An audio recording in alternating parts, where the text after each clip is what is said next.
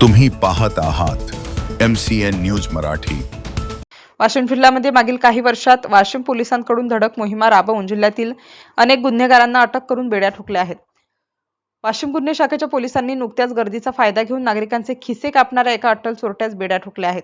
20 February रोजी वाशिम जिल्ह्यातील ग्राम शिरपूर येथे जानकीर महाराज यात्रेनिमित्त जंगी कुस्ती सामन्यांचे आयोजन करण्यात आले होते।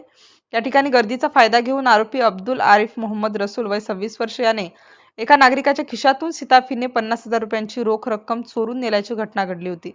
या संदर्भात शिरपूर पोलीस स्टेशनमध्ये आरोपी विरुद्ध अपराध क्रमांक 102-26 कलम 303-2 भारतीय न्याय संहिता अन्वये गुन्हा नोंद करण्यात आला। या प्रकरणी वाशिम स्थानिक गुन्हे शाखेचे पोलीस निरीक्षक प्रदीप परदेशी यांनी परिसरातील सीसीटीव्ही फुटेजच्या आधारे आरोपीचा शोध घेऊन त्यास अटक केली आहे। तरी त्याने या चोरीची कबुली दिली आहे।